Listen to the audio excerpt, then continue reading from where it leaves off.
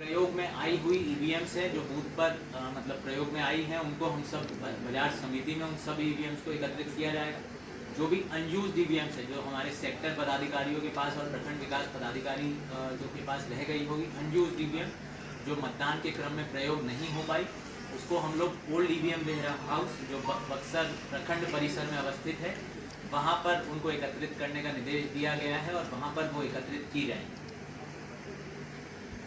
और ये भी सर्वविदित है कि 4 जून को जो आज मतदान संपन्न हुआ है, इसकी मतगणना निर्धारित है। सभी 6 जो विधानसभा क्षेत्र हैं, जैसा मैं बताया कि बाजार समिति स्थित हमारे जो स्ट्रॉन्ग रूम्स हैं, आज रात को जब सारी पोल्ड ईवीएम्स वहाँ पर एकत्रित हो जाएंगी तो उसके बाद उन स्ट्रॉन्ग रूम्स को सील करने की प्रक्रिया प्रारंभ होगी। सभी राजनीतिक दलों को इसकी प्रायर सूचना दे दी गई है। हम लोग अपेक्षा कर रहे हैं कि राजनीतिक दल के सदस्य, कैंडिडेट्स सब लोग वहाँ पर आएंगे और सीलिंग की प्रक्रिया देखेंगे। ये प्रक्रिया जो हमारी सामान्य प्रेक्षक महोदया है उनकी उपस्थिति में की जानी है। इसके बाद वहाँ पर एक जगह निर्धारित कर दी जाएगी, जो सीसीटीवी वहाँ पर अधिष्ठापित किए जाएंगे, उनकी लाइव फीड मिलेगी उस जगह पर। और राजनीतिक दलों के और अभ्यर्थियों के जो एजेंट और प्राधिकृत व्यक्ति रहेंगे, उनको वहाँ पर जाके और उस सीसीटीवी फीड को देखने की अनुमति होगी। त्रिस्तरीय सुरक्षा व्यवस्था जो हमारा स्ट्रॉन्ग रूम बनेगा उसकी की जाएगी, जिसमें बिहार विशेष सशस्त्र पुलिस बल के भी अधिकारी और कर्मी रहेंगे और केंद्रीय सशस्त्र पुलिस बल के भी जो है बल हमारा वहाँ पर उसकी तैनाती में रहेगा उसकी सुरक्षा के लिए। कोई भी प्रतिबंधित वस्तु उस परिसर में ले जाना जो है वर्जित रहेगा। इसकी जानकारी सभी जो है अभ्यर्थियों को और उनके एजेंट्स को भी दे दी गई है।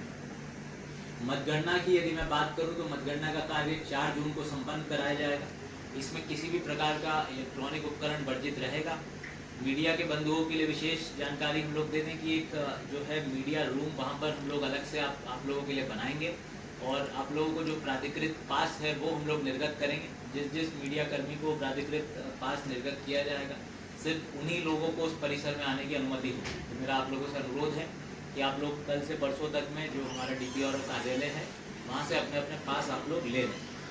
और इसके अतिरिक्त जो हमारे पदाधिकारी हैं वो आप लोगों को राउंड वहाँ पर करवाएंगे। आप लोगों को बीच बीच में वो ला के दिखा देंगे किस प्रकार से चल रहा है। कोई भी इलेक्ट्रॉनिक उपकरण वगैरह वहाँ पर प्रतिबंधित होगा। तो मेरी तरफ से कुछ यही मुख्य बातें थी। अब आप लोगों के कुछ सवाल हो तो आप लोग पूछ सकते हैं। नहीं, देर से कहीं पे मतदान शुरू नहीं हुआ, सब जगह समय से जो है मतदान कार्य किया गया है।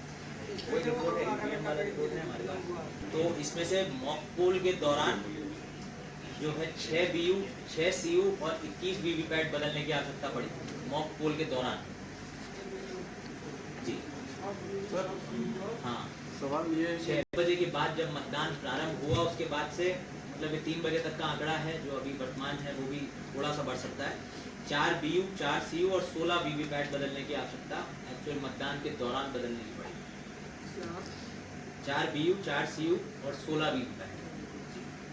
कुल जैसा मतलब आप लोगों को जानकारी है 1941 बूथ थे, तो उतनी BU, उतनी CU और उतनी ही वीवीपैट प्रयोग में आ रही थी और उसमें से इतनी संख्या मॉक पोल के दौरान और 3 बजे तक का जो आंकड़ा है इतनी बदलने की आवश्यकता पड़ी। करना है दोनों पोस्टल बैलेट और ईवीएम दोनों की ही प्रातः 8 बजे से प्रारंभ हो जाएगी। गोडाउन नंबर जो 7 और 8 हैं वो इसके लिए निर्धारित किए गए हैं। जो गोडाउन नंबर 8 है उसमें हमारी 4 विधानसभा की काउंटिंग होगी। जो गोडाउन नंबर 7 है उसमें 2 विधानसभा की और पोस्टल बैलेट की काउंटिंग होगी। तो दोनों पोस्टल बैलेट और ईवीएम 8 बजे प्रारंभ हो जाएगी, दोनों मतगणना। और हर विधानसभा में ईवीएम को गिनने के लिए 14 टेबल लगेंगे। तो एक राउंड में प्रत्येक विधानसभा में 14 ईवीएम से गणना होगी। तो आप अनुमान लगा सकते हैं कि लगभग 300 सवा 300 जो बूथ हैं, तो 22 से 25 राउंड औसतन मतलब लगेगा एक विधानसभा को खत्म होगा। और सब ये साइमल्टेनियसली होगा, एक साथ चलेगा हर विधानसभा के साथ। हम लोग अलग से बैठक कर चुके हैं। तो कैंडिडेट्स हैं, तो कैंडिडेट्स के साथ हम लोग अलग से बैठक कर चुके हैं। उनको हम लोगों ने जानकारी दे दिया कि प्रत्येक टेबल वार जो है ईवीएम की टेबल वार भी और पोस्टल बैलेट की भी टेबल वार उन लोगों को अपना जो एजेंट नियुक्त करना है वो अतिशीघ्र कर लें। और मुझे लगता है ज़्यादातर का जो है हम लोगों के पास एप्लीकेशन भी आ गया, उनको हम लोग प्राधिकार पर प्रतिबंधित हैं तो उससे थोड़ा परहेज करें। मतदान को मैं बहुत ही जो है पॉजिटिव सकारात्मक जो है परिप्रेक्ष्य में मतदान संपन्न हुआ है। अभी क्योंकि जैसा मैंने बताया प्रारंभिक आंकड़े हैं, बट उनके अवलोकन से ऐसा प्रतीत हो रहा है कि महिलाओं के वोटिंग प्रतिशत में इजाफा हुआ है। तो जो स्वीप के अंतर्गत गतिविधियां थी, मीडिया के माध्यम से भी मैं देखता था काफ़ी अच्छे से सकारात्मक पहल के साथ प्रचार प्रसार मतदान देने के संबंध में किया जाता था, तो उसके अच्छे परिणाम देखने को मिले हैं। विशेषकर जैसा मैंने बताया युवा वर्ग के बहुत सारे जो बच्चे हैं, साथी हैं, वो घरों से बाहर आए। पहली बार बहुत ऐसे बच्चे थे, युवा थे, जिन्होंने अपने मताधिकार का उपयोग करा। महिलाओं की संख्या में बहुत बढ़ोतरी हुई है और जैसा कि जो है आप लोग भी अवगत है, सर्वोच्च प्राथमिकता शांतिपूर्ण मतदान संपन्न कराने की थी।